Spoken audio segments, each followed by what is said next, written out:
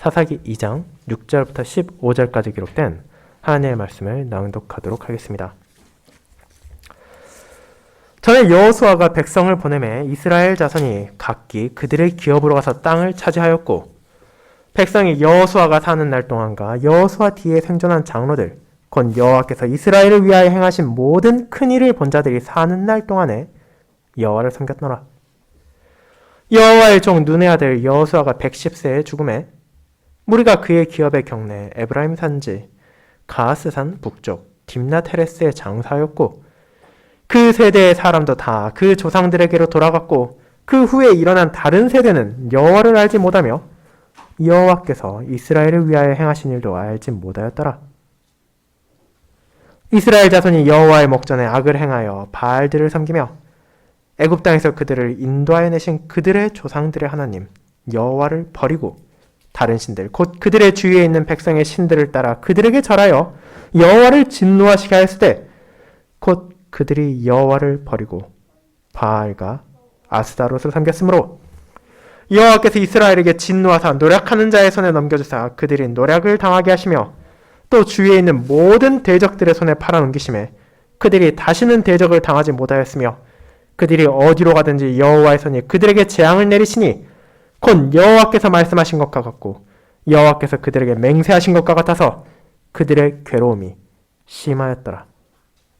아멘. 설교회는 시편 106편 20절 21절을 함께 부르도록 하겠습니다.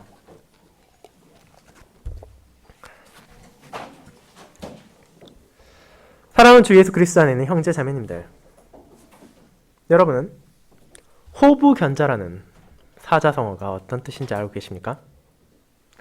부모는 호랑이인데 그들 사이에 태어난 자녀가 개라는 이 표현은 훌륭한 부모에 미치지 못할 뿐 아니라 일반적인 세상의 기준에 봤을 때도 그 자녀가 현저히 떨어지는 경우 사용되는 말입니다.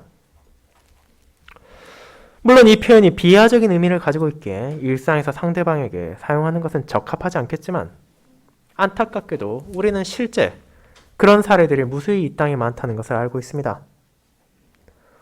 뛰어난 운동선수의 자녀가 두각을 드러내지 못하고 위대했던 정치인의 아들, 딸들이 부모의 얼굴에 먹칠을 하며 훌륭한 기업가의 후손이 회사를 무너뜨리는 경우도 있습니다.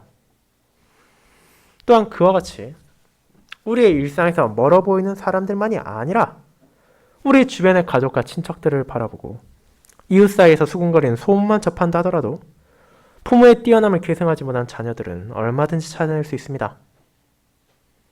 그것은 누구의 잘못이면 누구에게 책임이 있습니까? 만약 그런 슬픈 결과가 단순히 타고난 재능의 문제만이 아니라면 이는 자녀를 잘 양육하지 못한 부모의 책임과 자신에게 주어진 소명을 신실하게 수행하지 못한 자녀의 책임이 공존되어 있을 것입니다.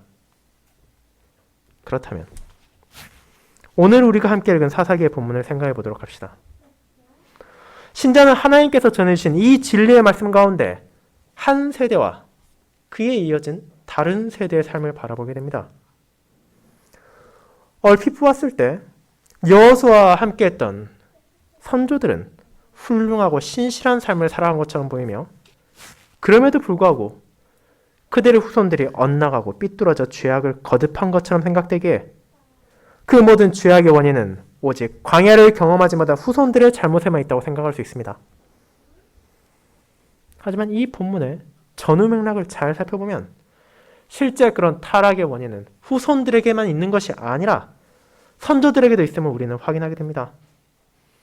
그리고 하나님께서는 이 말씀을 보존하시고 후대의 성도들에게 알려주심을 통해 모든 언약 백성들, 저와 여러분을 포함한 모든 하나님의 자녀들이 기억해야 될 중요한 소명이 있다는 것을 깨닫게 합니다. 그것은 바로 하나님의 은혜를 경험하고 그분께서 깨닫게 하신 복음의 기쁨을 누리는 자라면 마땅히 이 진리를 우리의 후손들에게도 전하고 그들을 진리 가운데 양육해야 한다는 것입니다.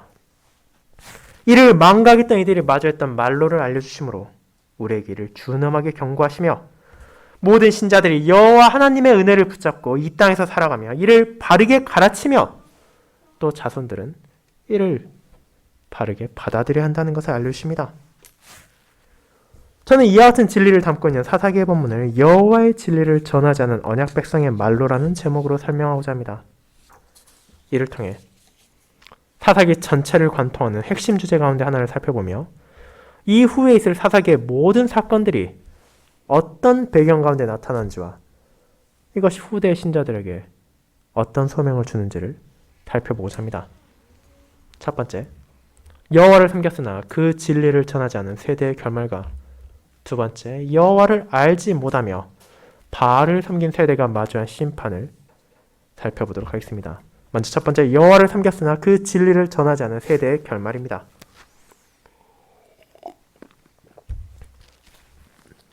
형제자매 여러분, 저는 오늘부터 몇 주간에 걸쳐 여러분과 사사기의 본문을 통해 드러내는 하나님의 뜻을 전하고자 합니다. 하지만 그에 앞서 우리가 먼저 알아야 할 점이 있습니다. 그것은 바로 사사기가 어떤 배경에서 쓰여졌는지입니다. 사사기 자체는 물론 우리에게 너무나 잘 알려진 성경 중 한 권입니다. 우리는 그 안에 드러난 많은 유명한 사사들의 이름도 알고 있습니다. 하지만 정작 이를 통해 하나님께서 무엇을 전하고자 하시는지를 깨닫는 경우는 드뭅니다.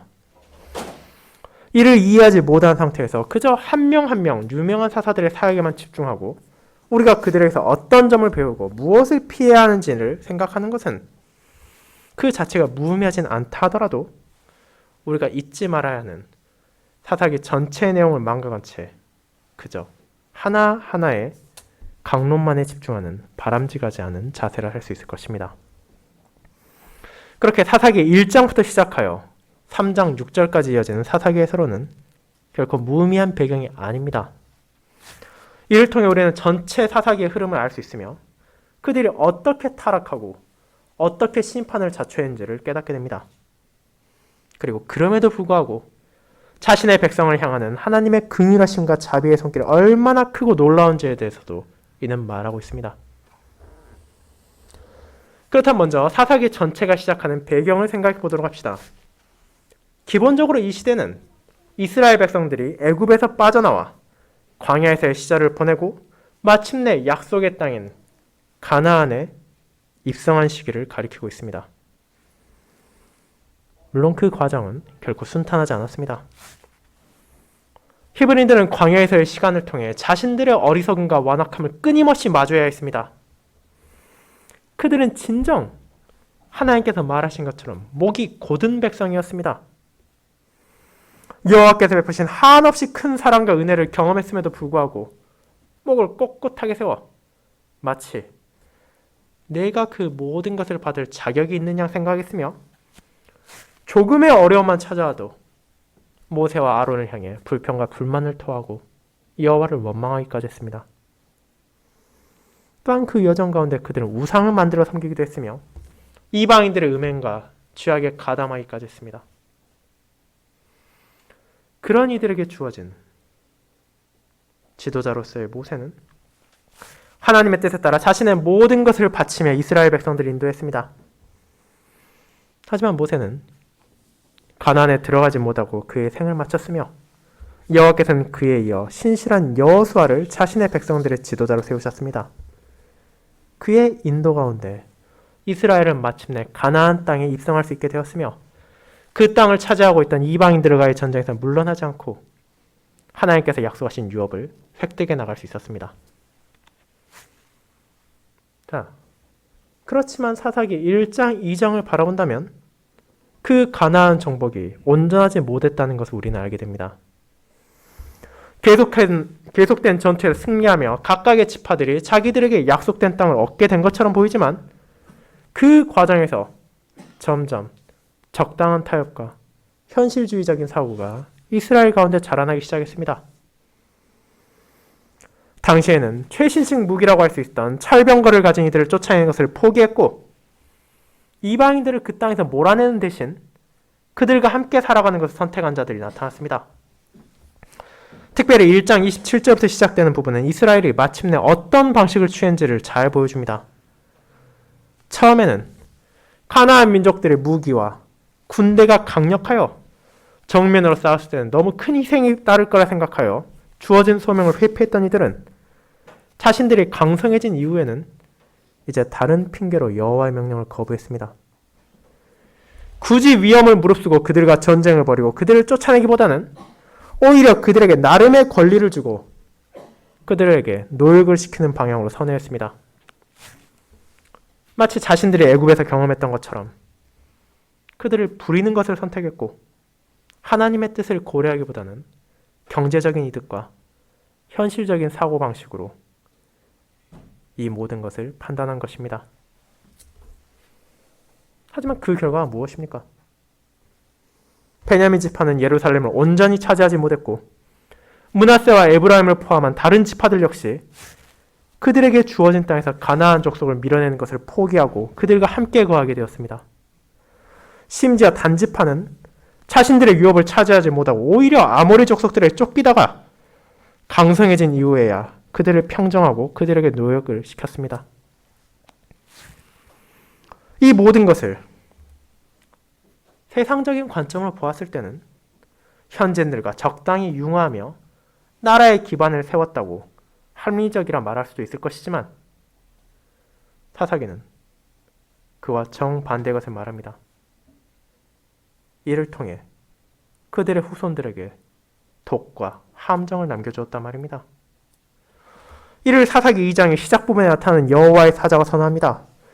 그들은 가나안 주민들과 언약을 맺지 말라는 하나님의 명령을 무시했고 그들의 제단을 허물어 우상 숭배의 잔재를 남겨서는 안 된다는 여호와의 뜻을 거부했습니다. 그 결과 가나안 족속은 계속해서 이스라엘의 고민거리가 되었으며 그들의 신은 올무가 되어 히브리인들을 끊임없이 넘어지게 만들었습니다. 이제 그런 배경에서 사사기의 저자는 다시 우리의 시점을 여호수아가 죽음을 맞이할 때로 되돌립니다. 이 부분은 사사기의 앞선 성경인 여호수아의 마지막 부분, 특별히 28장 29절부터 31절과 연관되어 있습니다. 모세에 이어 이스라엘의 지도자로 세웠던 여호수아는 그의 소명을 신실하게 수행했습니다.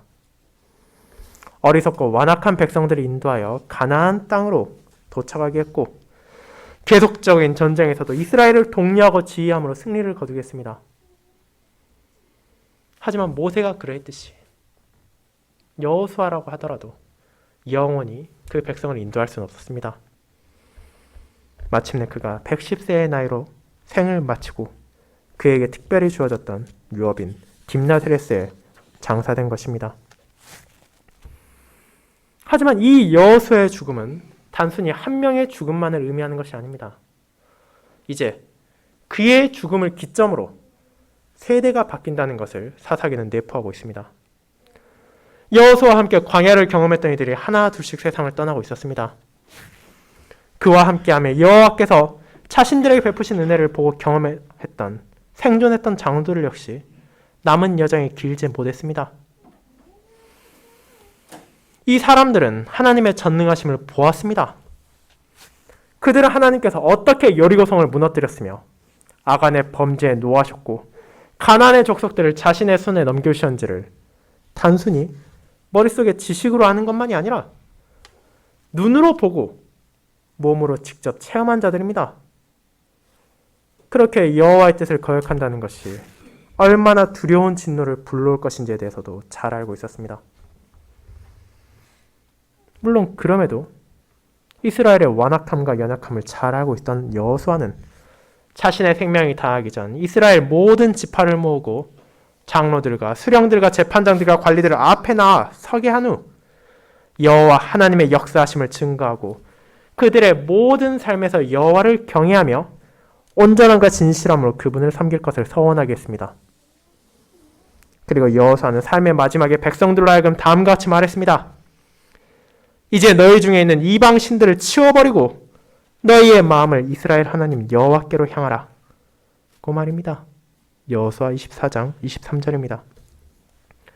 그는 자신이 세상에 떠난 후에도 그 백성들이 이방 민족들의 영향과 이방인들의 우상으로 말미암아 믿음이 흔들리지 않기를 바랬으며 그들이 주님 안에서 신실하게 살아가기만을 소망했습니다. 이제 이런 맥락에서 우리가 사사기 2장 7절을 바라본다면 최소한 여호수아의 바람이 이루어졌다고 느낄 수도 있습니다. 이는 다음과 같기 때문입니다. 백성이 여호수아가 사는 날 동안과 여호수아 뒤에 생존한 장로들, 곧 여호와께서 이스라엘을 위하여 행하신 모든 큰 일을 본 자들이 사는 날 동안에 여호와를 섬겼더라. 훌륭하지 않습니까? 비록 그들이 가나안을 정복하는 과정에서 연약함이 드러났던 것은 사실이며 온전함을 보이지 못했을지라도 그럼에도 그들은 여호와를 섬기며 살아갔습니다. 그토록 쉽게 흔들리며 불평과 불만을 쏟아내던 이들이 하나님을 의지하며 그분의 뜻에 따라 살아간다는 것이 얼마나 놀라운 일입니까? 그러나 여러분이 7절을 주의 깊게 살펴본다면 이 구절 자체가 암시하고 있는 반전이 있다는 것을 눈치채게 될 것입니다. 이스라엘이 여호와를 섬긴 것은 사실입니다. 하지만 그 조건이 무엇입니까? 여호수아가 사는 날 동안 여호와께서 행하신 큰 일을 본 자들이 사는 날 동안 그들은 하나님을 따랐습니다. 그렇다면 여호수아가 이제 삶을 마치고 장로들이 죽은 후에는 대체 어떤 일이 일어납니까? 그들이 영원히 살며 백성들을 인도할 수는 없지 않습니까? 이제 그 후에 무슨 일이 벌어지는지를 우리는 보게 됩니다. 10절은 다음과 같이 한 세대가 끝이 나고 다음 세대가 일어나는 모습을 보여줍니다. 그 세대의 사람도 다 그 조상들에게로 돌아갔고 그 후에 일어난 다음 세대는 여호와를 알지 못하며 여호와께서 이스라엘을 위하여 행하신 일도 알지 못하였더라. 이는 앞서 살핀 7절과 대조되는 내용입니다. 여호수아는 하나님의 은혜를 알고 있었습니다. 그와 함께한 자들도 여호와의 놀라운 행사를 경험했습니다. 광야를 지나 가나안에 들어온 백성들은 진정 자신들의 하나님인 여호와가 누구신지를, 그분께서 전하신 진리가 무엇이며 그분께서 베푸신 은혜가 무엇인지를 알았습니다. 하지만 그 세대의 마지막은 비극적입니다. 그들의 후손, 이제 풍족한 가나안 땅, 젖과 꿀이 흐르는 약속의 땅에서 태어나고 자란 이들은 그 모든 역사를 망각했습니다. 하나님께서 언약 백성들을 주신 약속과 저주가 잊혀졌고 여호와께서 그들에게 주신 소명은 기억의 저편으로 사라져버렸습니다. 그들은 이제 자신의 선조들이 겪은 모든 것들을 그저 역사의 한 부분으로만 기억하고 이제 당당하게 한 나라를 가진 자로서 주변에 있는 이웃인 가나안 민족들과 하나가 되고 힘을 모아 살아가기를 선택한 것입니다. 이와 같은 갑작스러운 반전의 원인은 대체 무엇입니까? 우리는 그 원인을 여러 개 꼽을 수 있습니다. 먼저 가나안의 정착원으로 태어난 이들은 선조들이 겪었던 고난에 대해 진정으로 알지는 못했습니다. 비록 그들이 부모로부터 그 사실을 들었다 할지라도 그것은 하나의 지식으로만 머리에 남아있었을 뿐이고 이미 안정된 생활을 하고 있던 자신들과는 관련 없는 선조들의 이야기에 불과했기에 그 의미를 진심으로 알려고 하지도 그것을 마음에 받아들이려고 하지 않았습니다.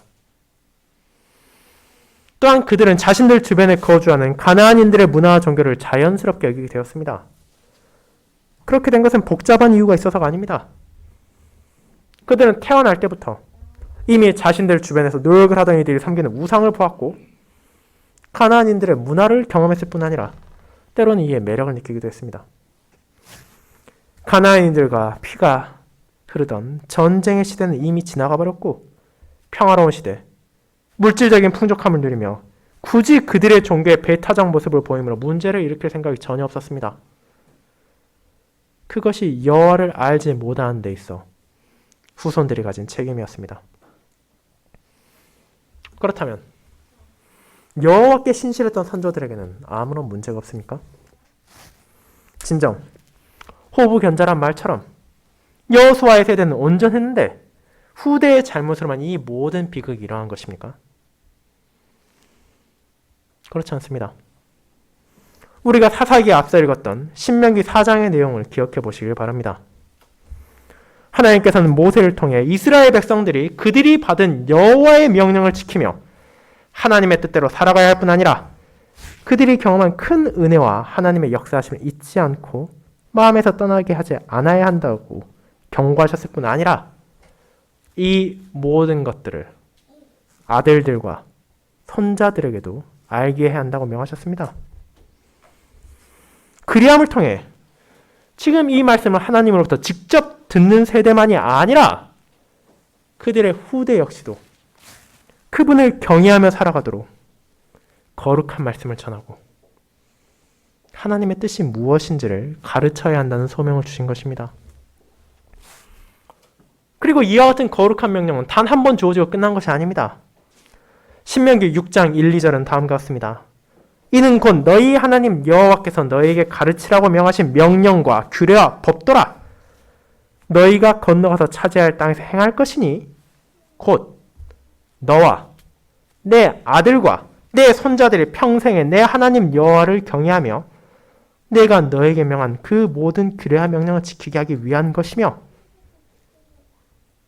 그리고 6장 6절부터는 다음과 같습니다. 오늘 내가 내게 명하는 이 말씀을 너는 마음에 새기고 내 자녀에게 부지런히 가르치며 집에 앉았을 때에든지 길을 갈 때에든지 누워있을 때에든지 일어날 때에든지 이 말씀을 강론할 것이며 너는 또 그것을 내 손목에 매어 기호를 삼으며 내 미간에 붙여 표로 삼고 또 내 집 문설주와 바깥문에 기록할지니라. 신명기 6장 6에서 9절 말씀입니다. 이 거룩한 소명이 계속해서 강조되며 특별히 모세가 삶을 마치기 전 이스라엘 백성들을 끊임없이 전하고 간청한 내용입니다. 그뿐 아니라 여호수아 역시 자신의 삶의 마지막을 앞두고 동일한 맥락에서 백성들에게 여호와를 섬기고 그분의 뜻에 따라 살아갈 것을 서원하기까지도 했습니다. 그럼에도 그들은 그 소명을 충실히 임하지 않았습니다. 비록 자기 자신들은 눈으로 보고 귀로 듣고 몸으로 체험했던 여호와의 행하신 일과 그분의 은혜를 기억함으로 그분을 섬겼을지언정 자신의 자녀들에게는 이를 올바로 전하지 않은 것입니다. 어쩌면 그들의 마음속에는 이미 평안히 살 수 있는 유업을 얻었는데 더 이상 하나님의 은혜가 필요한 것인지에 대한 의구심이 들었을지도 모르며 다른 한편으로는 전쟁과 투쟁으로 지친 상황에서 가나안 민족들을 상대하는 것만으로 정신이 없어 자녀들에게 소홀했을지도 모릅니다. 하지만 그 원인이 무엇이었건 상관없이 결과적으로 그들은 자신들에게 주어진 소명을 신실하게 임하지 못했습니다. 그들은 하나님의 은총을 자녀 세대에게 알려줄 필요성을 느끼지 못했고 그런 자세를 삶에서 드러냈습니다. 그뿐 아니라 하나님의 명령에 따라 가나안 족속을 추방하지 않고 공존하기 시작함으로 자녀 세대에 올문을 놓기까지 했습니다. 그 모든 것의 결말이 어떻게 드러납니까? 여호수아와 함께 광야를 빠져나와 가나안에 들어온 세대의 결말은 안타깝게도 여호와를 알지 못하고 그분께서 자신들에게 행하신 일을 알지 못하는 다음 세대의 등장으로 끝나게 됩니다. 이와 같은 언약 백성들이 가질 수 있는 안일한 자세, 그저 나만 믿으면 되고 삶이 바쁘고 힘들 때에는 자녀들에게 진리를 가르치지도 않고 방치해도 된다는 생각이 잘못된 것이라는 것을 이 땅에 오신 우리의 주님께서도 전하셨습니다. 예수님께서 이 땅에 오셔서 사역을 하실 때 많은 무리들이 그분을 따랐습니다. 그분께서는 쉬지 않고 진리를 전하셨으며 하늘 아버지의 구속의 뜻을 멈추지 않고 가르치셨습니다. 그런 주님을 향한 마귀의 유혹, 바리새인과 서기관들의 공격은 가열차고 멈추지도 않았습니다. 가나안에 입성한 이스라엘 지파들에 비한다 하더라도 그분의 분주함은 결코 뒤처지지 않았고 그분이 마주한 어려움의 벽은 그들보다 훨씬 더 높았습니다. 하지만 그럼에도 주님께서는 자신들에게 어린아이들이 나올 때 그들을 외면하지 않아야 한다는 것을 알려주셨습니다. 오히려 하나님의 나라가 그와 같은 자들의 것임을 알림으로 제자들과 백성들로 하여금 어린 자녀들 또한 언약 안에서 하나님의 백성이고 그들을 가르치고 그들을 인도하고 그들을 하나님 안에서 양육해야 할 책임이 있다는 것을 알려주신 것입니다. 그뿐 아니라 참된 믿음이란 우리가 눈으로 보고 우리가 몸으로 체험한 것만을 믿는 것이 아니라 하나님께서 말씀으로 전해주신 진리를 참되게 알고 믿는 것임을 선포하심으로 이를 거부했던 후대에게도 책임이 있다는 것을 분명하게 선언하셨습니다. 그리고 동시에 그분께서는 여호수아와 장로들과 같이 언젠가는 목숨을 잃고 백성을 떠나야 되는 연약한 인도자가 아니라 영원히 우리와 함께하며 자신의 백성들을 인도하시는 왕으로서 지금 이 순간에도 우리를 인도하고 계십니다. 사랑하는 형제자매 여러분, 그렇게 이 본문을 통해 하나님께서는 단순히 구약의 언약 백성들의 어리석음을 꾸짖는 것이 아니라 이제 신약 세대를 살아가는 성도들 역시도 동일한 함정에 빠져서는 안 된다는 것을 경고하십니다. 우리가 어린 자녀들에게 유아세례를 베풀 때 무엇을 서약하는지를 기억하시기 바랍니다. 그 부모는 다음과 같이 서원합니다. 당신은 아버지와 어머니로서 이 아이가 이해할 수 있을 때 곧바로 이 교리 안에서 이 아이를 교훈하며 당신의 힘이 닿는 한 그 안에서 교훈할 것을 약속합니까? 그에 대한 부모의 답은 예, 그렇게 하겠습니다 였습니다. 물론 우리는 부모의 노력만으로 모든 자녀가 신실하게 될 수 없다는 것을 잘 알고 있습니다. 하나님의 은혜가 없다면 그 어떤 아비와 어미라 하더라도 아들, 딸들을 진리 가운데 온전히 양육할 수 없습니다. 그러나 동시에 우리에게 주어진 이 소명 역시 결코 가벼운 것이 아니라는 것을 기억해야 합니다. 우리는 하나님의 은혜를 끊임없이 구하며 자녀들이 언약 가운데 자라나고 이 진리를 머릿속에서만이 아니라 마음 깊숙이 새길 수 있도록 실제로 그들을 가르치고 돌봄으로 이 타락하고 부패한 세상 가운데 그들이 동화되는 것이 아니라 구분된 삶을, 거룩한 삶을 살아갈 수 있도록 노력해야 합니다. 나 자신의 삶이 바쁘고 내가 맞서 싸우는 죄와의 투쟁이 힘들고 지치고 쓰러질 것 같아 하더라도 하나님께서는 우리에게 주신 언약의 자녀들에게 그분의 은혜를 전하고 가르치며 그들을 격려하고 세우라는 소명을 주셨습니다. 그리고 이는 단순히 자신의 육체적인 자녀를 넘어서 주님 안에서 한 지체가 된 자로서 교회의 후대를 바르게 인도하고 그들의 모범이 되어 신자의 삶을 보여주는 것이 어떤 예외도 없이 교회의 모든 성도들에게 주어진 거룩한 소명이라는 것을 우리에게 기억하게끔 합니다. 이제 이 아름다운 소명을 기억하며 결국 여호와를 알지 못했던 후대의 세대가 어떤 것을 마주했는지를 이어서 살펴보겠습니다. 두 번째, 여호와를 알지 못하며 바알을 섬긴 세대가 마주한 심판이 바로 그것입니다. 성도 여러분, 그렇다면 이처럼 여호와를 알지 못하고 그분께서 자신들을 위하여 행하신 일도 깨닫지 못한 자들이 어떤 삶을 살아가게 됩니까? 그것이 이어진 11절과 12절에서 나타납니다. 그들은 자신들의 부모 세대와 달리 여호와의 목전에서 악을 행했습니다. 그런 악 가운데 가장 대표적인 것이 바로 가나안의 우상인 바알들을 섬김으로 드러납니다. 여호와를 알지 못함으로 가나안에서 나고 자란 후대의 백성들은 하나님께서 그들을 애굽 땅에서 인도하여 내셨다는 것을 잊어버리고 그분을 저버렸으며 다른 신들을 향해 나아가기 시작했고 마침내 그들에게 절하고 예배했습니다. 이 짧은 두 구절이 의미하는 것은 결코 가볍지 않습니다. 실제로 이것이 사사기 1장에서 드러난 가나안 정복의 실패의 원인이 궁극적으로 어디에 있는 것인지를 보여주는 것이기 때문입니다. 물론 앞서 언급했던 가나안인들을 노역자로 부림을 통해 얻을 수 있는 경제적인 이익, 그리고 그들이 가졌던 철병과 군인들을 정면으로 상대하기 힘들었다는 군사적인 요인도 있지만 그 모든 것들의 원인을 결국 따라 올라가다 보면 바로 자신들의 불신앙이 그들에게 주어진 유업을 온전히 받을 수 없게 만들었습니다. 세상의 다른 수많은 민족들과 이스라엘들이 달랐던 점은 무엇입니까? 이는 그들은 하나님께서 택한 백성으로 부르심 받았다는 것입니다. 그렇게 그들의 기준은 세상과 같아서는 안 됩니다.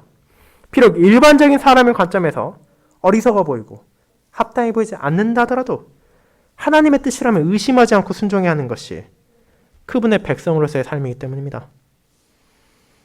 그들은 세상과 하나가 되고 그들과 동화되기 위해 살아가는 것이 아니라 정반대로 세상에서 자신들을 깨끗하게 지키고 하나님의 거룩함을 드러내기 위해 살아가야 했습니다. 그리고 우리는 이와 같은 자세를 포기한 자들이 결국 어떤 결말을 맞이하게 되는지를 보게 됩니다. 여호와를 저버림으로 그들은 급속도로 이방화되고 세속화되기 시작했습니다. 그들이 하나님을 등지고 어디로 향했는지를 바라본다면 그들이 진정 원한 것이 무엇인지를 알 수 있습니다. 이스라엘 자손들은 가나안 신들, 그 가운데서 특별히 바알과 아스다롯을 향해 나아갔습니다. 바알은 농경사회의 필수적인 비를 공급하는 폭풍의 신으로 숭배받고 있었고, 아스다롯은 다산과 풍향을 상징하는 신이었습니다. 이 두 신은 모두 근동지방, 특별히 가나안에서 번성을 약속하는 존재로 추앙받았습니다. 허다한 가나안의 신들 가운데 이들이 지목된 것은 그만큼 이 두 신이 유명세를 떨쳤던 우상일 뿐 아니라 그들의 제사에 음행이 따르기도 했기 때문입니다. 그리고 이스라엘 자손들이 원했던 것이 바로 그와 같은 물질적인 풍요와 번창, 그리고 육신의 욕망에 따른 음행이었습니다. 그들은 하나님의 은혜로 자신들이 이미 받은 것에 만족하지 못했습니다. 이스라엘 백성이 강인해서도 아니고 선량해서도 아니고 오직 하나님의 긍휼하심과 신실하심으로 인해 택함을 받아 가나안 땅을 받게 되었고, 오직 하나님의 인자하심으로 그 모든 풍요를 누리게 되었음을 망각하고 더 많은 부와 더 많은 재물을 구하기 시작했습니다. 그리고 그를 위한 방식으로 그들이 택한 것은 바로 자신들의 이웃인 가나안이 섬기는 풍요의 신들을 섬긴 것이었습니다. 사사기를 기록한 저자는 11절부터 13절까지를 교차대구법을 통해 알려줌으로 이를 강조합니다. 그들이 행한 악은 결국 하나님을 저버리고 바알을 섬긴 것이라고 말입니다. 그렇게 하나님께서 주신 거룩한 말씀을 저버리고 자신들을 건지신 여호와로부터 등을 돌린 후 가나안의 우상으로 나아간 결과가 무엇입니까? 그들이 진정 이렇게라도 자신들이 원하는 것을 얻었습니까? 이 이스라엘 자손들은 하나님의 약속을 잊어버렸습니다. 그분께서 베푸신 은혜를 잊어버렸고 그분의 돌보심을 기억에서 지워버렸습니다. 그리고 그들이 쓸데없는 과거라 생각하여 망각해버린 것 중 하나는 하나님의 심판에 대한 선고 또한 포함되어 있었습니다. 그들의 조상은 여호와만을 섬길 것을 서원했고 그분의 뜻에 따르지 않을 경우 얼마나 가열차고 준엄한 심판이 있을지에 대해서도 들었습니다. 하지만 이것까지도 제대로 전해지지 않았고 서로 전해졌다 하더라도 이것의 진정한 의미를 후대의 자손들은 알지 못했습니다. 그 결과 이제 하나님의 진노가 이스라엘을 향했습니다. 수고하지 않은 땅과 건설하지 않은 성읍을 얻었고 심지 않은 포도원과 감람원의 열매를 즐겼음에도 이에 만족하지 않고 우상을 향했던 이들은 마침내 여호와의 손이 그들에게 내린 재앙을 마주하게 됩니다. 여호와의 사자가 앞선 3절에서 선언한 것처럼 이방인들은 그들에게 부와 재물을 주는 노역자가 아니라 그들을 지배하고 약탈하는 존재가 되어 옆구리에 찔린 가시와 같이 이스라엘인들을 고통스럽게 할 것이고 그들의 신은 풍요를 약속하는 것이 아니라 올무가 되어 그들의 발을 걸어 넘어뜨릴 것입니다. 그 모든 심판이 여호와를 알지 못하고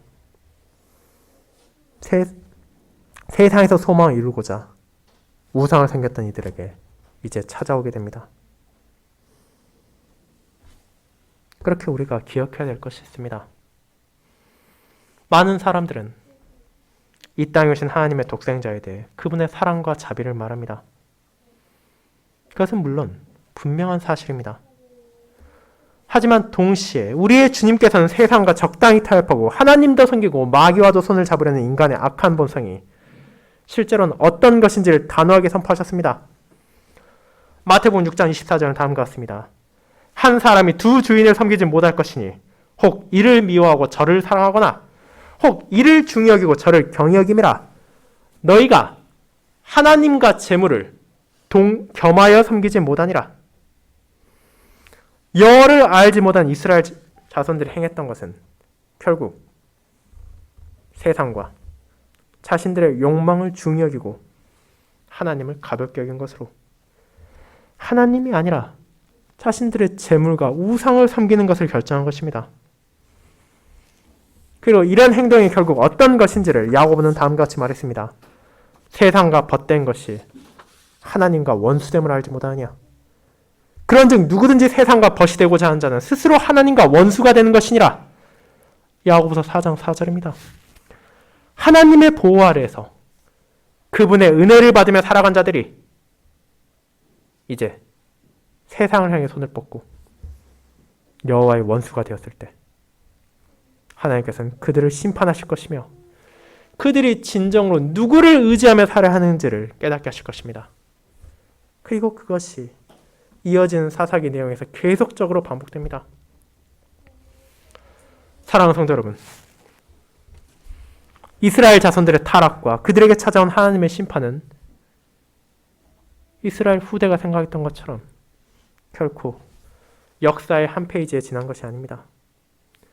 교회의 역사 가운데 이는 끊임없이 반복되고 또 반복되고 있습니다. 지금 우리가 교회에 출석하고 하나님의 진리를 듣는다 하더라도 우리가 만일 그것을 단순한 지식으로만 여기고 우리의 삶에서 증거하지 못한다면 이는 하나님을 섬기는 것이 아니라 바알을 섬김으로 진노 아래 놓였던 이스라엘 자손들과 다를 바가 없습니다. 하나님께서는 그분의 자녀들이 동일한 잘못을 반복하지 않고 진심으로 그분만을 의지하며 하나님께서 우리를 위하여 행하신 일들을 기억하고 하나님의 은혜 가운데 살아가기를 원하시기에 이 말씀을 통해 저와 여러분들에게 참된 진리를 다시 한번 알려주셨습니다. 그렇게 이번 한 주 다시 한번 이 땅에서 받은 소명을 향해 나아가실 여러분을 향해 이 본문은 큰 도전이 될 것입니다. 그러나 하나님께서는 우리에게 소명을 주셨을 뿐 아니라 그 소명에 따라 살아갈 수 있도록 지금 이 순간에도 여러분을 복음으로 격려하시고 인도하신다는 것을 기억하도록 합시다. 이 진리를 기억하며 새로운 한 주의 삶 가운데 여러분이 진정 누구를 섬기는지를, 누구를 의지하는지를, 그리고 누구의 은혜 가운데 무엇을 소망하는지를 드러내시길 바랍니다. 아멘.